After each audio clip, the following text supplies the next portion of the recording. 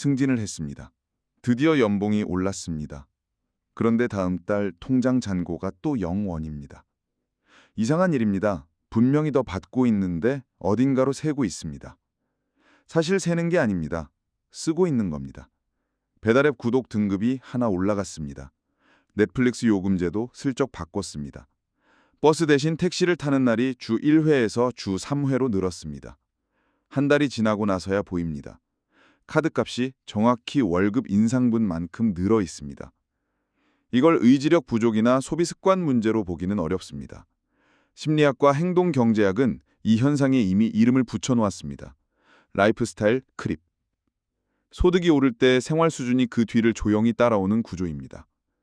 오늘은 연봉이 올라도 통장이 비어있는 이유를 그 심리 메커니즘부터 하나씩 해부해 보겠습니다. 끝까지 보시면 내 씀씀이의 기준점이 어떻게 만들어지는지 보이기 시작합니다. 구독과 알림 설정은 다음 분석을 놓치지 않는 가장 확실한 방법입니다. 원룸에서 투룸으로 이사한 날을 기억하시나요? 처음 며칠은 공간이 넓어서 좋았습니다. 그런데 2달쯤 지나면 그 넓은 공간이 그냥 일상이 됩니다. 특별하지 않습니다. 버스 대신 택시를 처음 탔을 때도 비슷합니다. 편했습니다. 그 다음 주에 또 탔습니다. 세 번째부터는 그냥 이동수단입니다. 이 적응이 문제입니다. 정확히는 적응의 속도가 문제입니다. 심리학에서는 이것을 쾌락쳇바퀴라고 부릅니다. 더 나은 무언가를 얻었을 때 느끼는 만족감은 생각보다 훨씬 빠르게 기준점으로 흡수됩니다. 쳇바퀴가 돌듯 더 나은 상태가 새로운 보통이 되고 그 보통에서 다시 더 나은 걸 원하게 됩니다. 여기서 흥미로운 지점이 있습니다. 소비가 늘어난다는 사실을 우리는 대부분 체감하지 못합니다. 왜냐하면 각각의 변화가 너무 작기 때문입니다. 배달앱 등급이 하나 오른 것, 커피를 아메리카노에서 라떼로 바꾼 것, 운동화 예산이 5만 원에서 12만 원이 된 것, 하나하나는 사소합니다. 그런데 이것들이 동시에 그리고 조용히 일어납니다. 쾌락쳇바퀴가 작동하는 방식이 바로 이렇습니다. 우리가 느끼지 못하는 사이 소비의 기준선 자체가 올라가 있습니다. 그리고 한 번 올라간 기준선은 쉽게 내려오지 않는 경향이 있습니다. 택시를 타던 사람이 다시 버스로 돌아가는 건 단순한 절약 결정이 아니라 어떤 박탈감을 감수해야 하는 일처럼 느껴집니다. 연봉이 올랐는데 저축이 늘지 않는 첫 번째 이유는 더 나은 소비에 즉각적으로 적응하는 이 심리 구조에 있습니다. 연봉이 오른 달, 많은 사람들이 비슷한 다짐을 합니다. 월 50만 원이 늘었으니 50만 원을 저축하겠다고. 계획 자체는 완벽합니다. 그런데 한 달이 지납니다.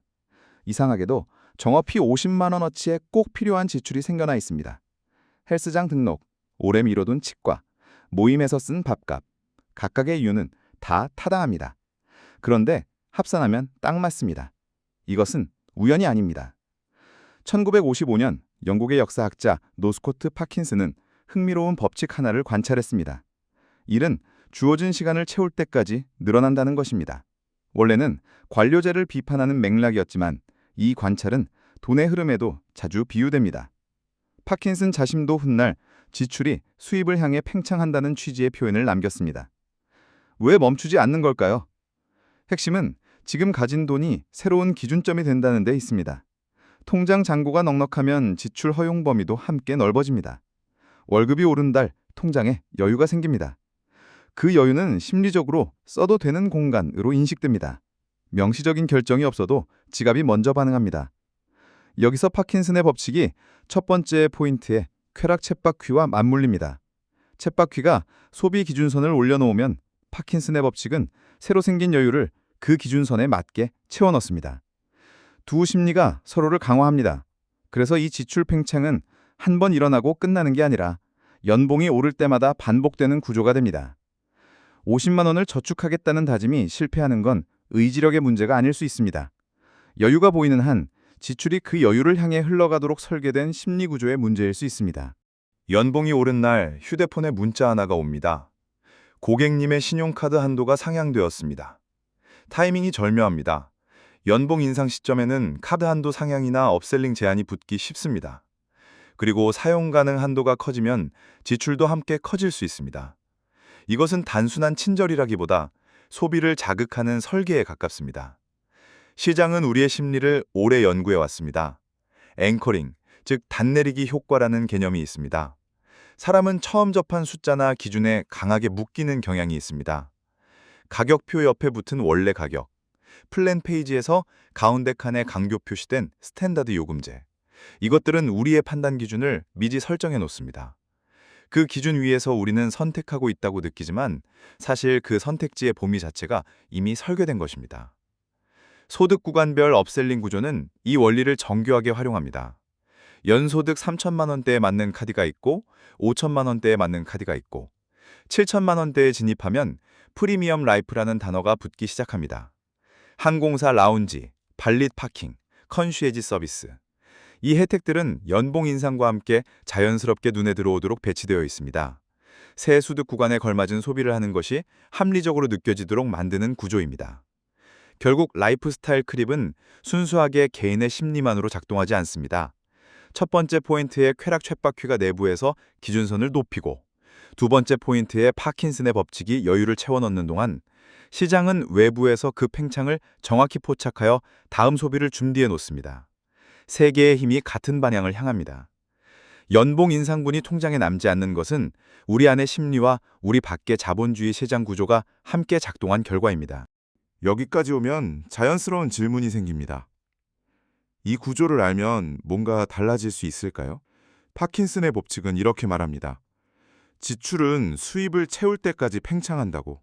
그런데 이 법칙을 뒤집어 읽으면 다른 가능성이 보입니다. 채울 수 있는 공간이 처음부터 없다면 팽창도 일어나지 않습니다. 이 방식은 돈을 심리적으로 덜 보이게 만들어 이와 비슷한 메커니즘을 인위적 희소성이라고 부르기도 합니다. 실제로 돈이 없는 게 아니라 심리적으로 없는 것처럼 만드는 구조를 먼저 설계하는 겁니다. 방법은 단순합니다. 월급이 들어오는 날 인상분을 평소에 보지 않는 계좌로 먼저 이동시킵니다.